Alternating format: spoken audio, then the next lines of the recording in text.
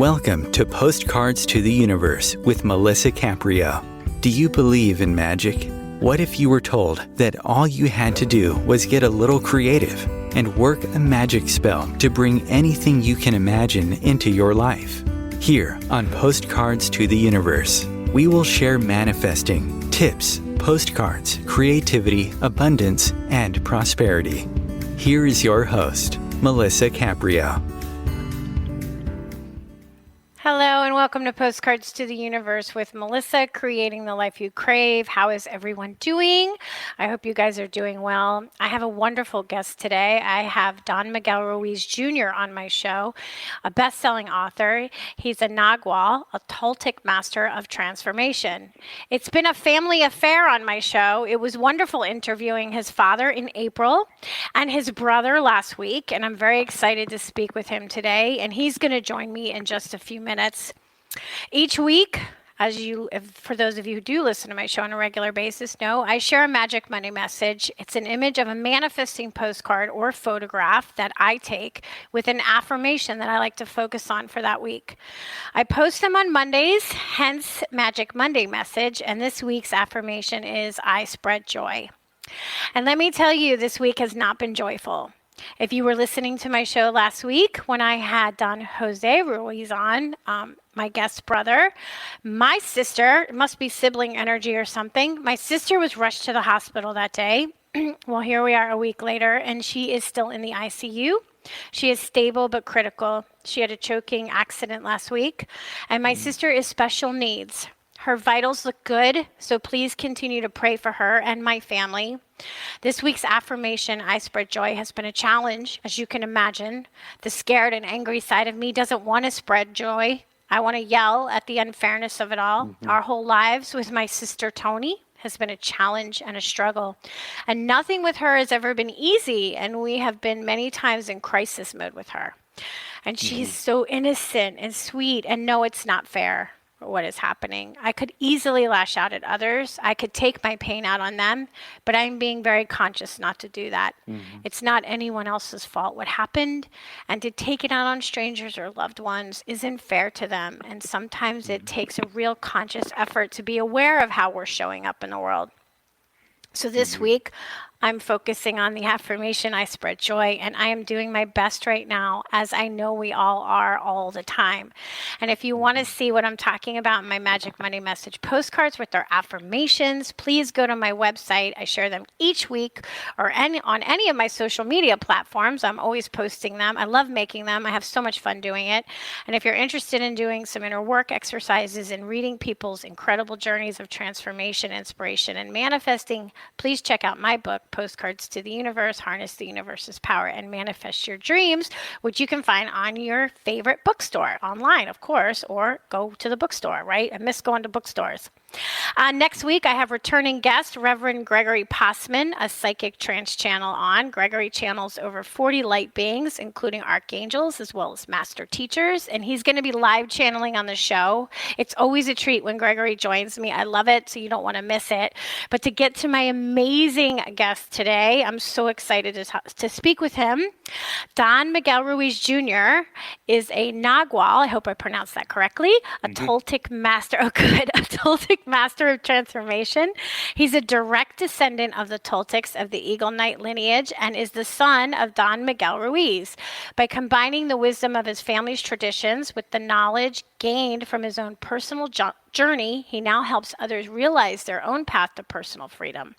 Along with his family, Don Miguel Jr. leads workshops, retreats, and empowered journeys to help others achieve their own personal freedom and optimal physical and spiritual health. He is also the author of the books, The 5 Levels of Attachment, Living a Life of Awareness, The Mastery of Self, A Toltec Guide to Personal Freedom, and has co-authored The 7 Secrets to Healthy, Happy Relationships with HeatherAsh Amara. If you want to find out more about him, you can go to miguelruizjr.com. Welcome, Don Miguel. Thank you so much for being here with me today. How are you doing? Hi, Melisa. I'm doing good. Thank you so much. How are you doing? How are you feeling? You okay? I'm doing okay. I'm really glad I have the shows. I needed something to ground me, and it's really helped because it's been a tough week, as you can imagine. Yeah, so it Yeah. hasn't been easy. But so I'm so glad to talk to you. So I'm reading, I'm almost finished with The Mastery of Self, which I absolutely love. So Um, explain from your perspective, what is the Toltec tradition to you, and what does it mean to be a direct descendant of the Eagle Knight lineage? sure. Well, to me, a Toltec, the word is a Nahuatl word, which is a Mesoamerican word that in English means artist. If I Mm-hmm. translate the phrase, the Toltec art of transformation, into 100% English, it means the artist path of transformation. I am an artist, and the canvas for my work of art is my life. And the Mm-hmm. instruments I'm going to use to create that work of art is going to be my body, my mind, my will, my intent, my yes and my no, and my perception with it, my engagement with it. I can create the most perfect nightmare or the most harmonious dream. And every choice that I make turns and goes between the two, continuously morphing with every choice, with every consequence, with every action and reaction. I'm always constantly engaging, and like I said before, it's a nightmare. Sometimes it's very rough, and sometimes it's Mm-hmm. good. And to me, the to be the mastery of self is the moment where I stop pretending to be something I am not, and accept Mm-hmm. myself for who I am. And to put it into practice, someone asked me once if the mastery of self means that you're happy for the rest of your life, and I said no. Life will always throw a curveball at us. So if Mm-hmm. you want to make God laugh, tell her your plans, and it always Mm-hmm. changes. So when life is good, we apply everything that we've learned to enjoy it. Mm. When life is tough, we apply everything we've learned to move the story forward, to heal Right. ourselves, to give us that moment, to acknowledge ourselves, to honor ourselves. This is how I feel. This is how I'm engaging right now. To me, to be the mastery of self is to no longer pretend to be something I am not, and accept myself for who I am.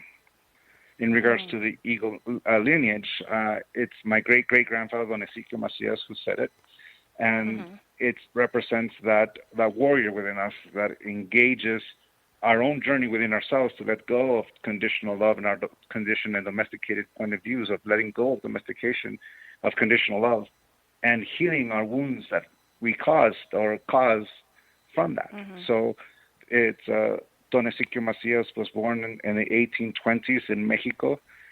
He's the first generation Mexican because his parents were born in the New Spain, and they address themselves as subject to the king.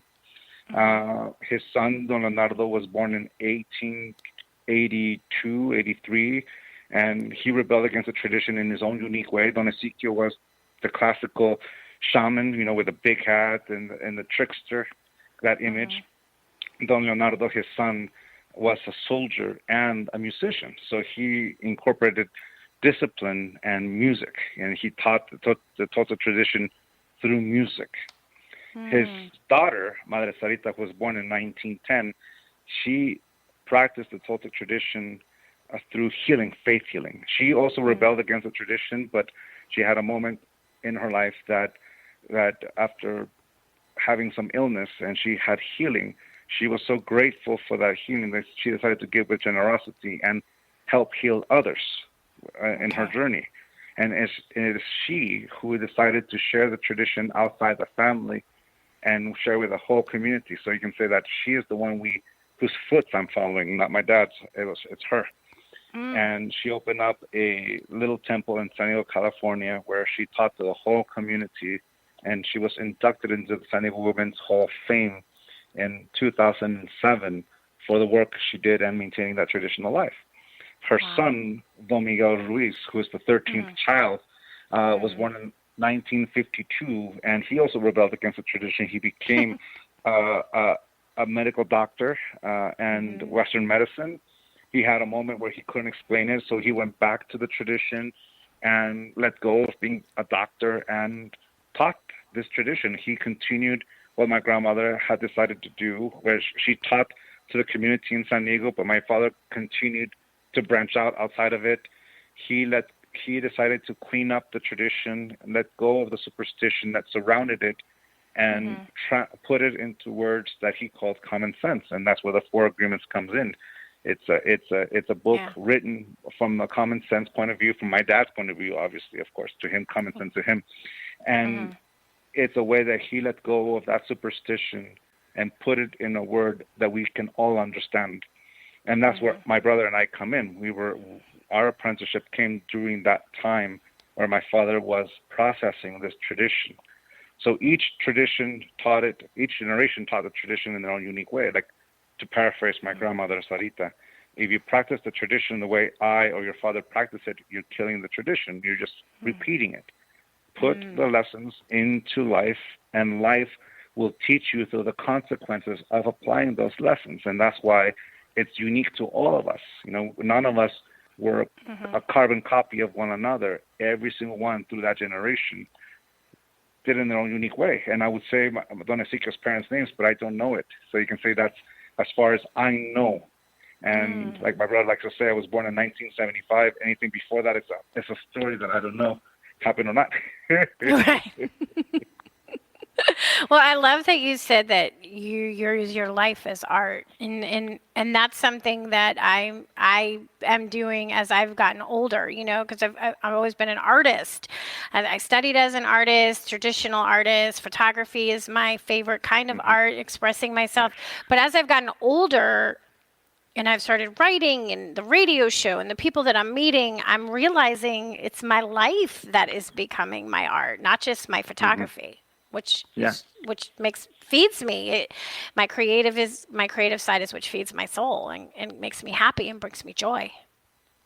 Yes, I concur with that, because I majored in film and video production, and I did that kind of classical art as well, photography and cinematography, and I worked in the film industry for all these years. And then I changed when I was 28. I asked myself, what do I want my 30s to look like? And that's when I shifted. I let go of practicing and working in the film industry, and I engaged here because all of a sudden it was an art form that I'm able to impact. And to me, that's how I see this. I teach people how to heal from the wounds of conditional love left in their heart. And from that point of view, seeing it, okay, this is the clay we get to work with. What do I create with this? This is point A. What do I want to go from here? It's accepting this is the experience I'm having right now. But I can create. I can move the story forward. How do I want to direct it? How do I want to change it?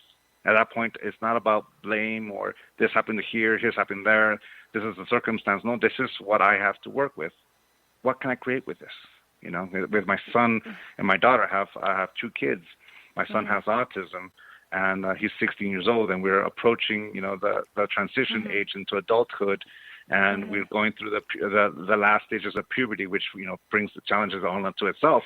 I can spend my whole time here blaming, why did this happen to us? But in reality, it's like, all right, this is what we have. What can we create? And my son, just like my daughter, who's 13 years old, going on 14, and she's teaching me what it is to raise a teenage girl. And that's, they're the greatest teachers I have of not taking things personal because they're ruthless.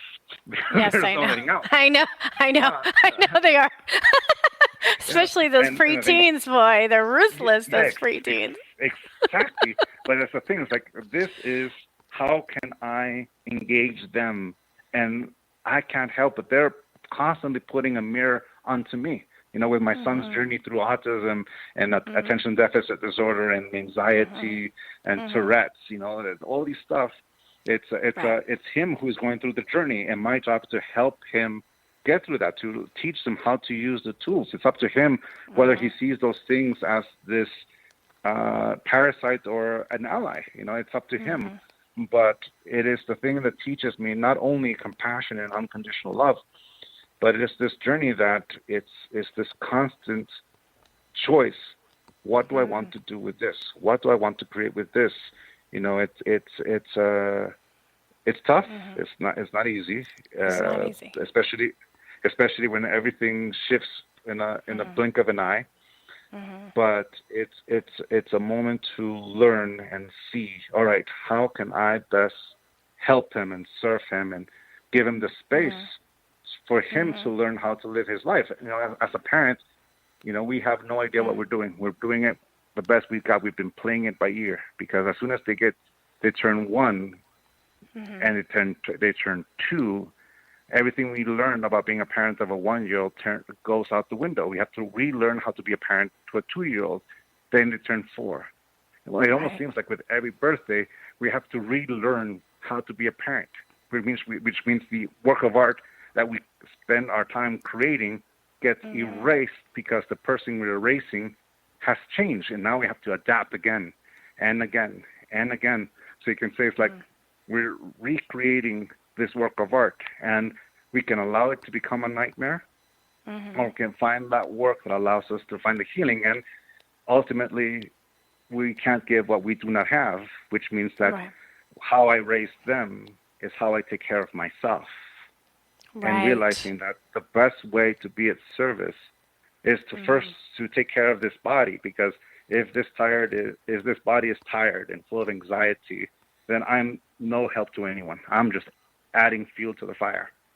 Right. But if I heal it, if I take care of it, and part of that healing and nurturing is accepting this is how I feel, not suppressing my emotion, but acknowledging this is how I feel, then I have the choice.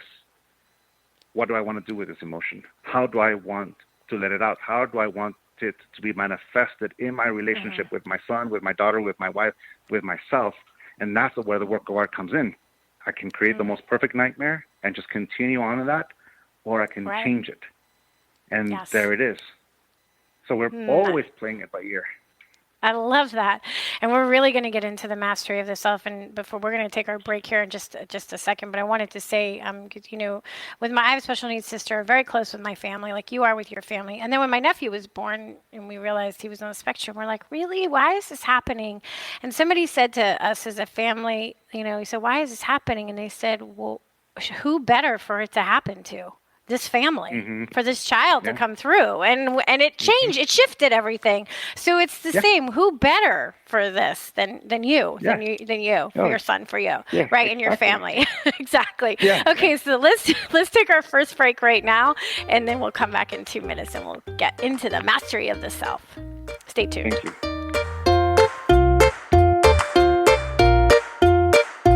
Conscious media for conscious minds. OMTimes.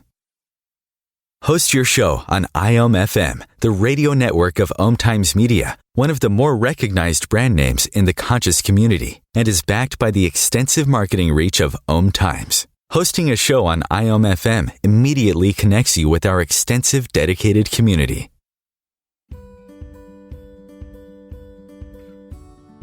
Hi, I'm Melisa Caprio from Postcards to the Universe, creating the life you crave. Do you believe in magic? What if I told you all you had to do was get a little creative and work a dream spell to bring anything you can imagine into your life? Well, guess what? I've got the spell for you. Postcards to the Universe, a global movement for manifestation, is a casting magical tool for you to use whenever you want. How does living in passion sound to you? Join me in my movement where you get to create in the magical playground. Let's think outside the box and do some playful conjuring.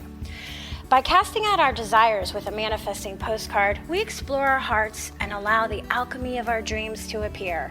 And don't forget to tune in each week here on OMTimes Radio with my show, Postcards to the Universe, creating the life you crave at 4 p.m. Eastern Time. I share tips on creativity, abundance, and prosperity, and you will be introduced to the coolest guests, trailblazers, mystics, and creatives who enrich our lives.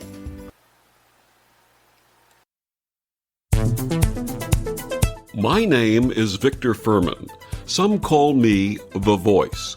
I've always been fascinated with human nature, spirituality, science, and the crossroads at which they meet. Join me Wednesdays at 8 p.m. Eastern on OMTimes Radio, and we'll explore these topics and so much more on Destination Unlimited.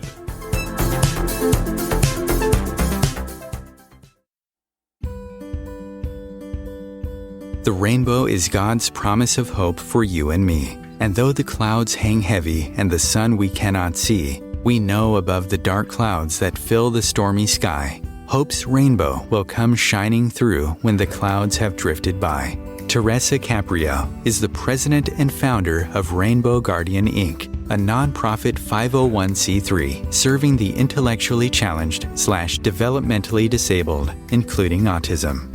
Teresa started the foundation in 1995 so she could help make a better life for her intellectually challenged daughter. Her dream is that the Rainbow Guardian will provide the necessary tools and education to help the public understand the special needs population, because it's often discarded in mainstream society. To find out more or make a donation in support, please go to www.rainbowguardian.org. Rainbow Guardian's special mission is to see these unique people live a happy, full life and have a future of liberty and equality.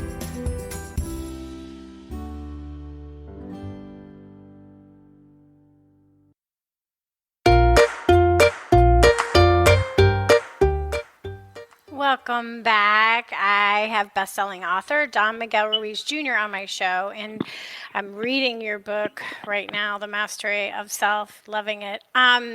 Is it really possible to master ourselves? Is this we keep doing this at lifetime after lifetime? Can we at least get close in one lifetime? Well, sure. Well, in this point of view, it's about repetition. Practice makes the master. You put it into practice. For example, in the example of what mastery is, like sometimes we associate mastery as imposing our will to something or be able to dominate something, right?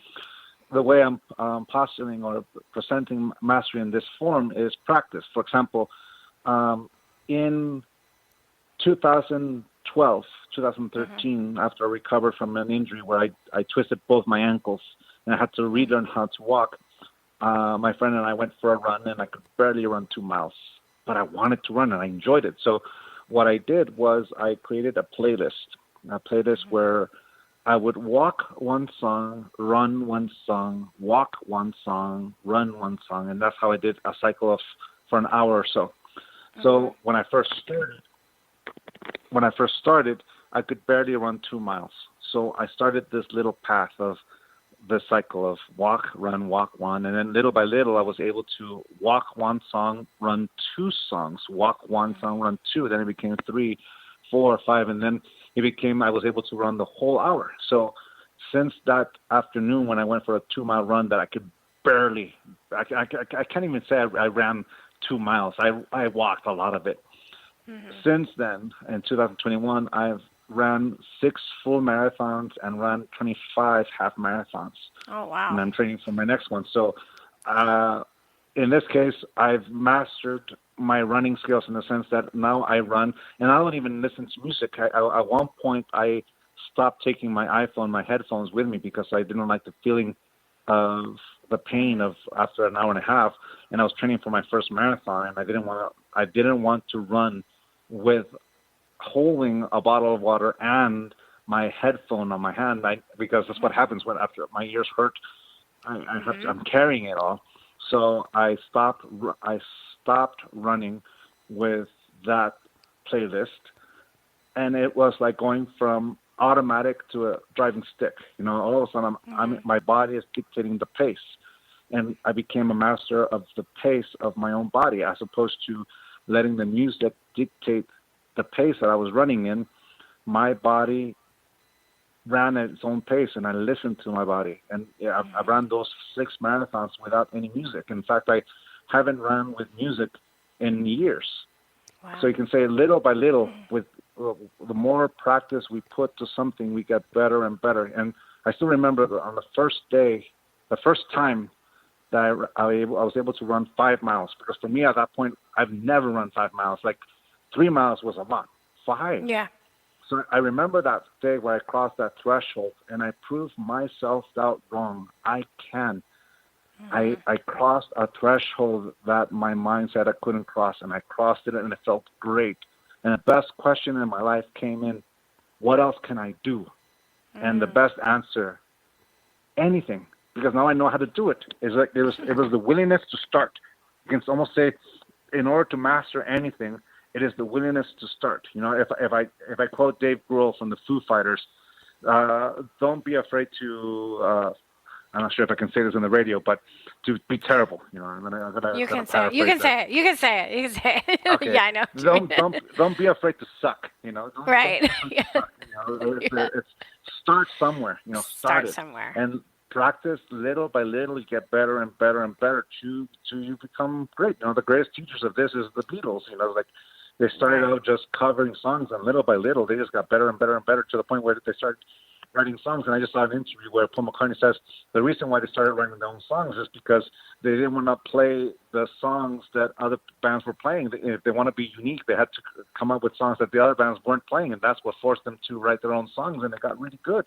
And they got better and better. Their progression is incredible. That's an example of what we can do. So, if you want to be a painter, if you want to be a photographer, a parent, be willing to admit at the very first, I don't know what I'm doing, but I'm willing to learn. I'm willing to take that step. I'm willing to be terrible. When I first started teaching, I had 0 people go to my class. It's like the name Don Miguel Ruiz Jr. doesn't really bring people to the audience. It might give you a chance. It might give you an opening, but it's up to you whether or not they will come back and listen to you, or engage. So if I was follow through for all these years, it got to the point where when I first started, I ran out of things to say in 15 minutes. Now I've done a week-long workshop, and I've run out of things. I ran out of time because I still had so much more to share, but I ran out of time. In that 5-day workshop, I ran out of time.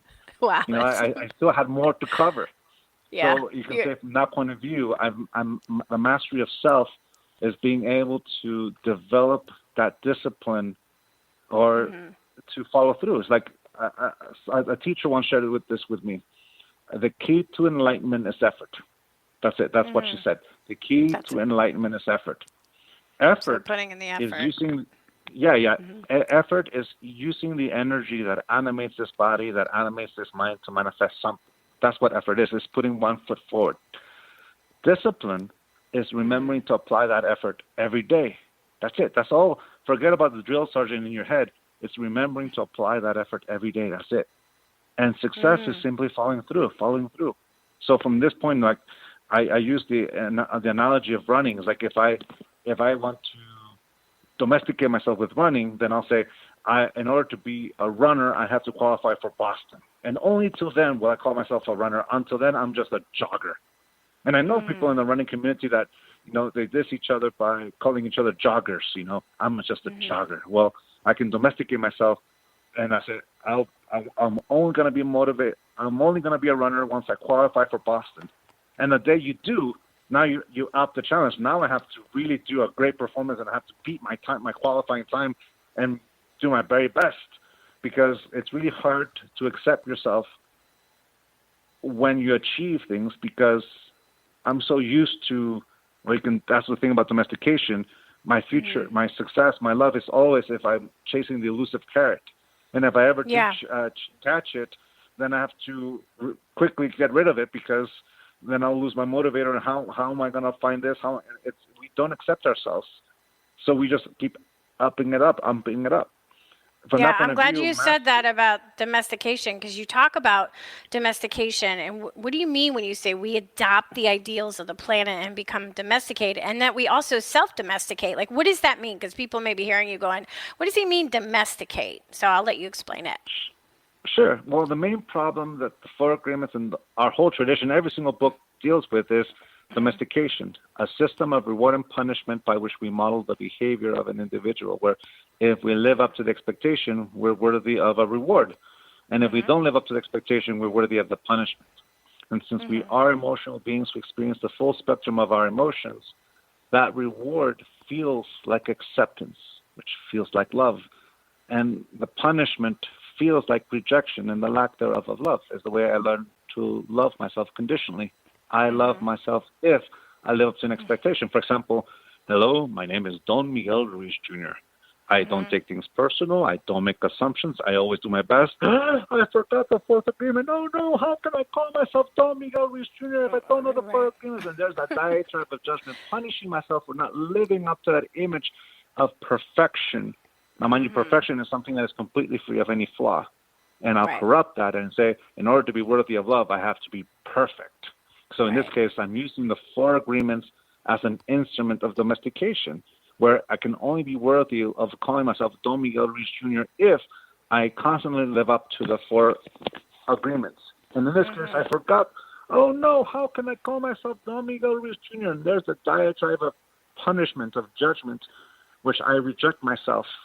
And that's where I begin to corrupt the 4 agreements. If you ever judge yourself for taking things personal, if you ever judge yourself for making assumptions and the rest of it, welcome to the club, where we've turned the 4 agreements into the 4 conditions of our personal freedom. It's the way we corrupt the Toltec tradition. And if we can understand how we did that, we can corrupt Deepak Chopra, Marianne Williamson, Jesus, Buddha, Siddhartha, Muhammad, psychology, Alcoholics Anonymous. You know, we even the word special needs and all kind of thing. We can corrupt all of it. I have to live up to this image. I have to be there. But all it is domestication, conditional love. And I can't give what I do not have. So imagine my wife standing right here. Honey, you're Mrs. Don Miguel Ruiz Jr. Here's the 4 agreements. Read it. Honey, you're taking things personally. You didn't read the book. Oh, honey, how embarrassing. You're making assumptions. I only hang out with people who are impeccable with their own word. At that moment, I'm punishing her for agreements she never made, but I'm forcing her to make the agreement through the judgment. That's what we do when we judge each other. And you can say that's the dream of the planet, where we domesticate each other, trying to make everyone fit an image of what we think they should be, and punishing them when they don't live up to it. And even if they do live up to it, we never really see who they are, because that's the consequence of conditional love. Conditional love only sees what it wants to see, but it never sees the person, the human being that is there. So for me, that's what domestication is.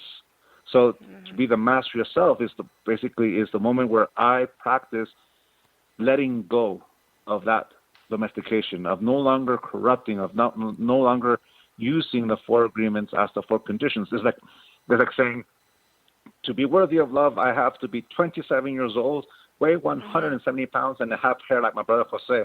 And if you ever see Jose's hair, it's beautiful. I've seen his hair. Long. It's beautiful. Beautiful. It's beautiful. But if I look at myself in the mirror, that's just not the truth. I'm 45 years old. I weigh 191 pounds, and I'm definitely balding. Because I don't live up to that image of perfection, I'm castigating myself. You fat beep. You bald fat bleep. You old bald fat bleep. If you ever feel that sting of judgment when you look at yourself in the mirror, that sting is exactly domestication. We're punishing ourselves for not living up to an image that doesn't exist. That doesn't exist. So how can we love ourselves unconditionally? Why is it so hard for us to do? And in your book, I love that you talk about there's 2 voices in our head. One is the parasite and one is the ally. So and it switches back and forth, right? I mean, we prefer the ally, but the ally is still not our authentic self. It's just a voice in our head. You can put it this way. My father describes the individual dream as a relationship between me and me, and he puts it this way. Miguel, if you're the voice that's talking inside your mind when you're thinking, who's listening?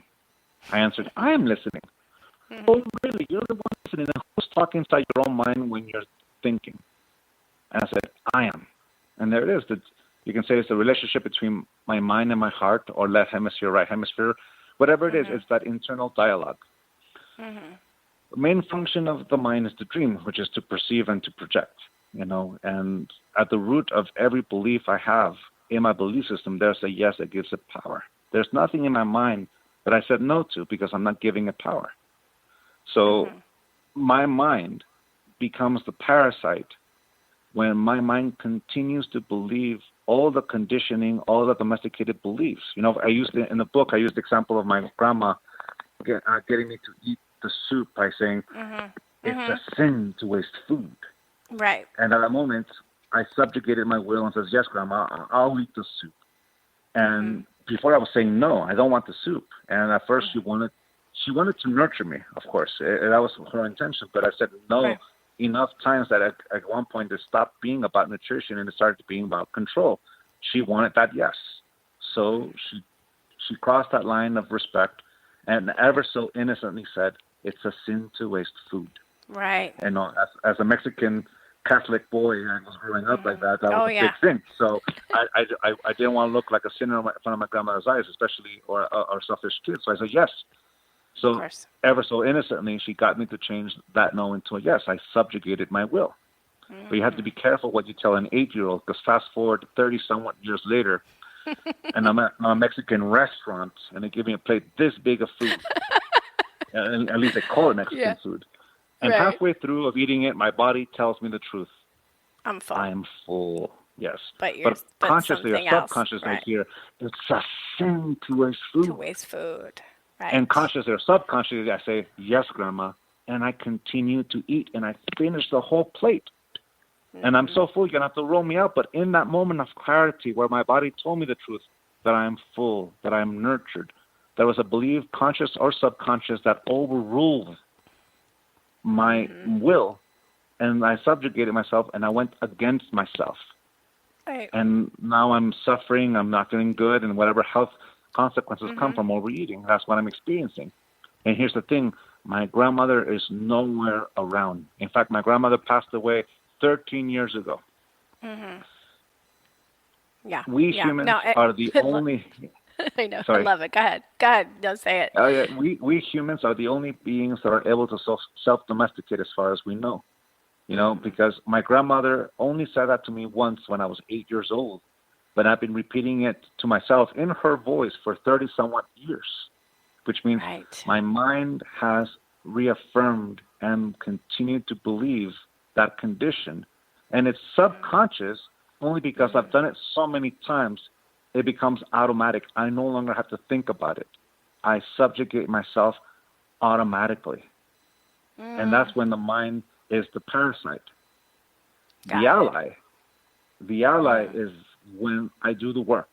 You can say is, my favorite quote comes from Eleanor Roosevelt, that she says this: no one can make you feel inferior without your consent. Yes, I know that quote very well. Yeah, I love that phrase. If I paraphrase that again, no one can make me feel inferior without my consent. If I paraphrase it again, no one can domesticate me without my consent. It's the moment where I become aware. I become aware of how I've used my own word. So you can say the best way to let go of conditional love is to forgive ourselves for ever saying yes to it in the first place. Oh, great. Perfect. Let's stop. Wait, but I don't mean to. I want to stop you right here because we got to take our break. So it's a great way to take our break. So we'll come back. I know. Love it. I love it. Okay, stay tuned, guys. I'll be back in 2 minutes.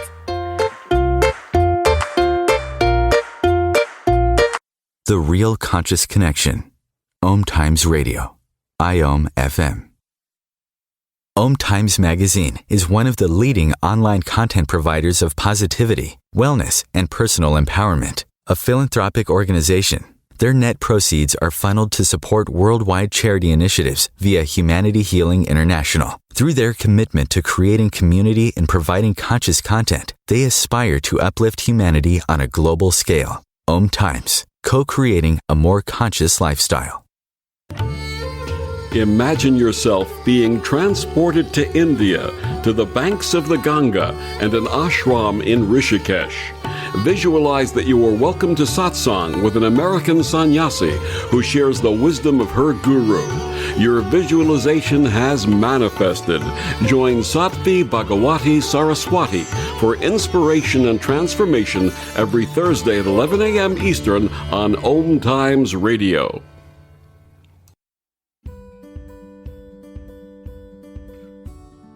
Hi, I'm Melisa Caprio from Postcards to the Universe, creating the life you crave. Do you believe in magic? What if I told you all you had to do was get a little creative and work a dream spell to bring anything you can imagine into your life? Well, guess what? I've got the spell for you.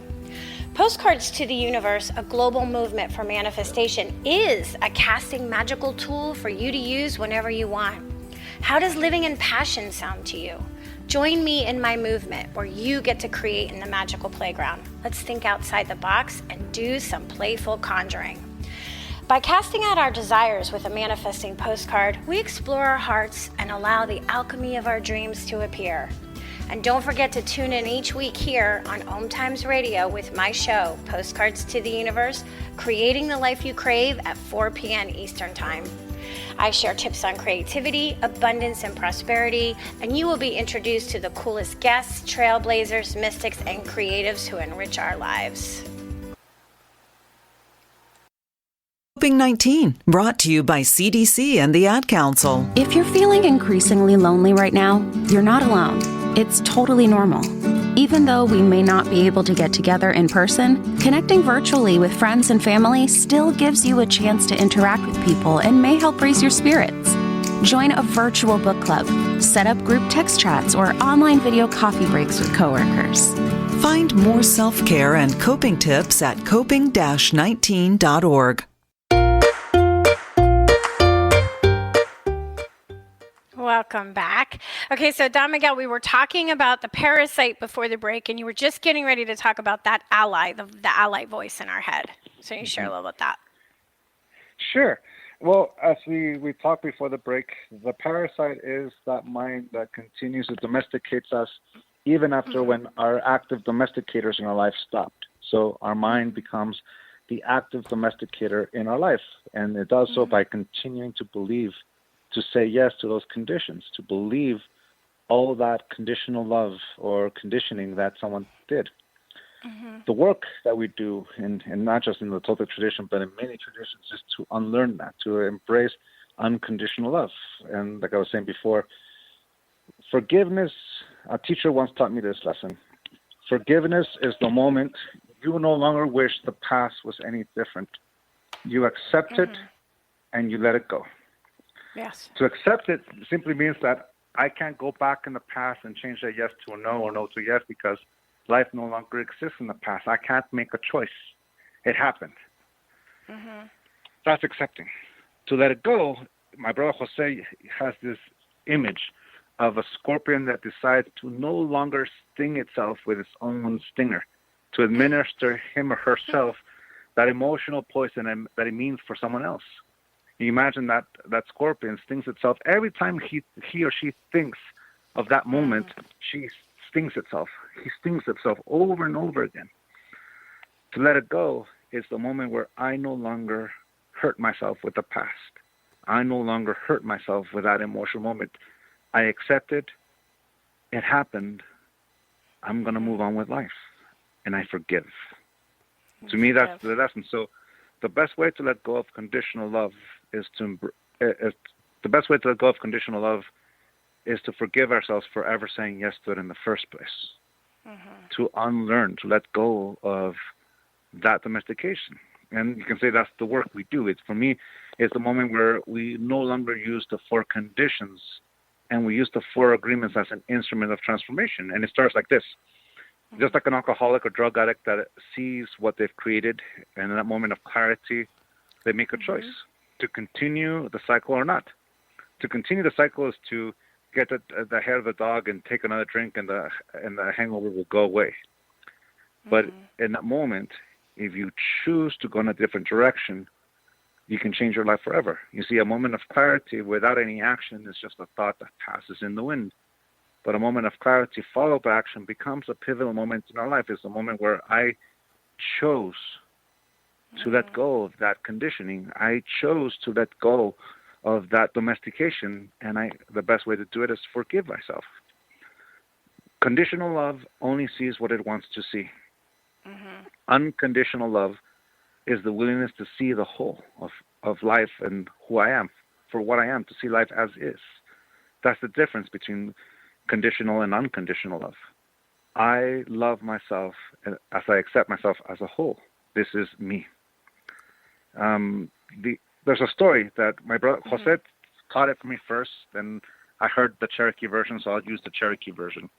A grandfather took his grandson to learn the family tradition, the oral tradition.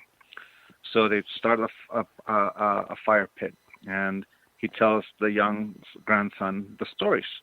One of those stories is, inside of us there live 2 wolves, one a wolf of hate and anger, the other one a wolf of love and compassion.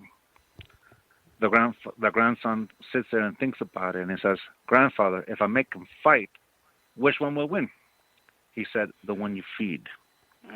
Now, when I first heard this story, I thought, well, of course you feed the wolf of love and compassion. That's what love is. You know, we want that. But then I understood what unconditional love is. The unconditional love is the willingness to see the whole of who I am, the whole of the yin and yang, the whole of the shadow self and that image of, you know, and it's accept that I am both wolves. So I've changed my answer. I am both the wolf of love and compassion just as much as I'm the wolf of hate and prejudice. I am both wolves. Both are me, and I'm going to feed both. The difference is that I'm not going to make them fight. The war ends with me. I accept this is who I am. I'm the sum of every decision, every choice that's brought me to this moment in time. But at the same time, I'm the youngest I will ever be. How do I want to live my life? How do I want to engage it? It's basically saying, this is me, the person that I see in the mirror, the person that I feel at this very moment is who I really am. This is me, flaws and all. This is me. So that's you And accepting yourself unconditionally and learning to love yourself unconditionally, even the shadow sides of yourself, even the sides of yourself that, that makes a lot of sense. It's like me saying this. Hello, my name is Don Miguel Ruiz Jr., and I do take things personal. I do make assumptions. Sometimes I'm not impeccable with the word, and sometimes I don't do my best. Ask my wife. She's my witness. It is the moment where I stop pretending to be something I am not, and I accept myself for who I am. And I love that you said that. Point. Yeah, I love that you said that, because a lot of us that are, are on the spiritual journey, like you said in the beginning, like we want to be perfect, and perfection is not the answer. It's not being perfect. It's accepting ourselves unconditionally for who we are. And I want to mention, because we don't have a lot of time, you have another book coming out on October 19th of 2021 called The Mastery of Life. So I'm going to read that book when it comes out. So is this a continuation? This goes beyond the mastery of the self? Yeah, it's a continuation. Basically, it's like I was describing before. It's a mastery of putting into practice what we've learned. So I'm using Teotihuacan as the frame of this inner journey. Where the Quetzalcoatl represents hell and our domestication, our conditional love. The body of the Avenue of the Dead represents the stages of our evolution, of learning how to let go until we reach that place in the moon where all that life is perfect. Here's the thing. The word perfection means something that is completely free of any flaw. That's what the word perfection means. Guess what? We define what a flaw is with our agreement. There's no such thing as a flaw out there in the universe, out there in the world. Everything is perfect because it exists. The only place where a flaw exists is in our mind, and it's only there because we said yes to it. Right. So everything is perfect because it exists. I am perfect because I exist. Life is the perfection. All the flaws that I create are agreed upon, and how I use them to go against me is a choice. That's basically the mind using those conditions, like the parasite. The ally is basically giving myself the permission to heal from the wounds that conditional love left in my heart and my mind, so that I no longer have to use those filters to distort my perception of self and the people in my life and the world. And I get to see it for what it is. Just right now. This is perfection because I'm alive at the same time as everyone who's here and everything that exists. We're alive at the same time. How beautiful is that? Right. Very beautiful. I love in the book because you get into this thing about the masks that we wear. And I thought, that's really interesting, because you're right. We wear different masks with different people for different reasons. And you talk about the danger is when we cling to a certain mask, and that's when we get ourselves in trouble. Yeah, we basically domesticate ourselves with that mask. It can also be understood as an identity. My identity is a mask. For example, domestication is a system of reward and punishment by which we model the behavior of an individual. That mask is the model. We create a mask, an identity, and we domesticate ourselves with it. That's the corruption of that beautiful thing, that beautiful symbol as identity. An identity is a symbol that honors our ancestry, where we come from, our gender, our beliefs, our preferences in life. It's a beautiful thing. It's an icebreaker that allows us to find like-minded people. But it's a slippery slope when we begin to use it as the model by which we domesticate ourselves with, otherwise known as the model by which I love myself conditionally with. And when that happens, it's completely corrupted. And I don't see myself as I am. I only see what I want to see. Just like Don Quixote. Don Quixote prefers the illusion, so he calls himself Don Quixote, and he sees giants. And when the windmills show up, he concocts a story that allows him to continue to believe that those are giants, because if he sees giants, he's worthy of the name Don Quixote de la Mancha. But if he accepts that those are windmills, then it's the moment he accepts life as is, which means his name is Alonso Quijano, the truth. And we can't give what we do not have. In Don Quixote's story, he sees a young woman who works at the bar in the city. In the book, he never meets her, but in the movie he does, and it's Sophia Loren. He projects the image of Dulcinea onto this young woman.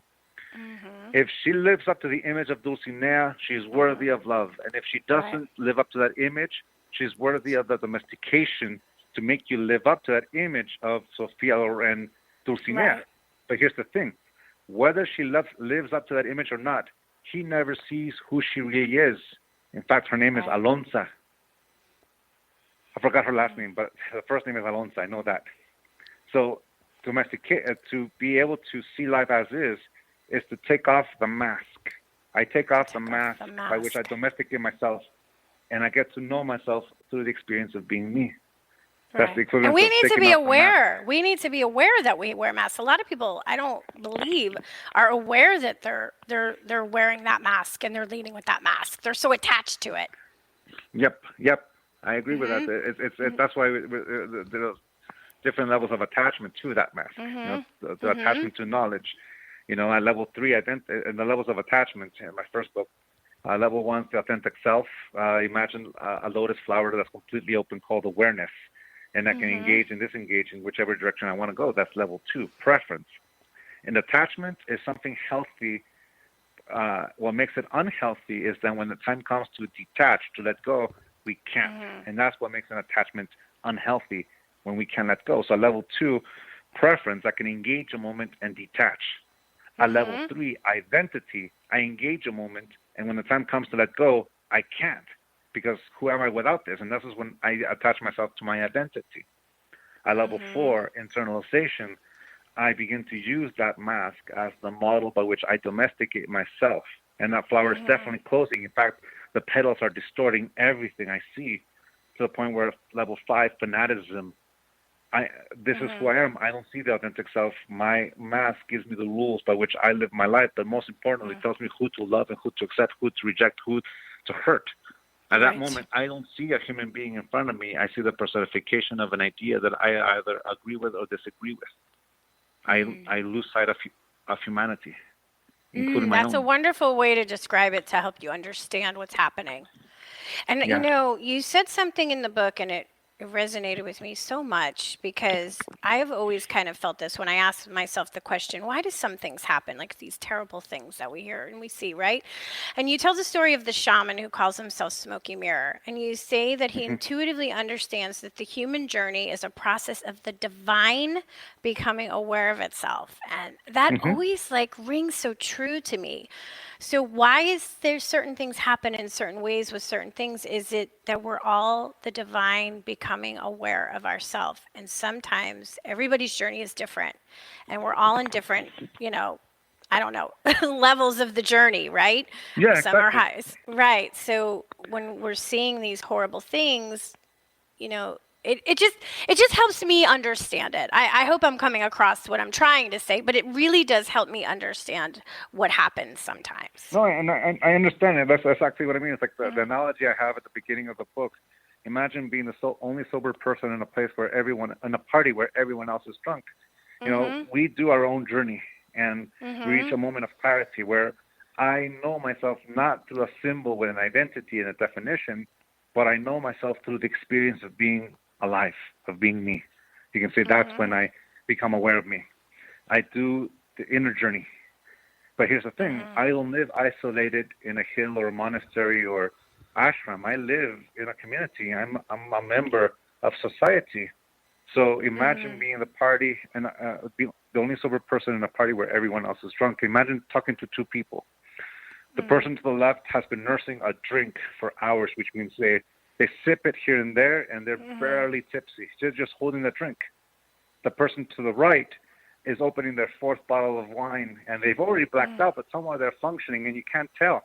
And actually, that's scary because I've met some people who are like that, and it's crazy to see how they really black out, and they're still functioning.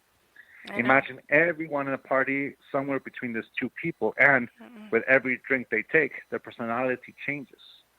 You know, just as like when they become aware that, oh, I'm getting drunk, I'm going to stop, I'm going to drink water, their personality changes. So imagine everyone going up and down their levels of awareness, or in this case, levels of attachment. So imagine that you're in this party. We're at the end. Don Miguel, we got to wrap it up. Can you believe it? It's been so wonderful. Oh, my God. Thank you so much. The only thing I can just add is the only thing I just want to add is that in that moment you become aware, you have a choice to give into the temptation or stay in your discipline. And that's where the mastery of self comes in. Perfect. Please, guys, check out Don Miguel Ruiz Jr.'s work, and you can find him.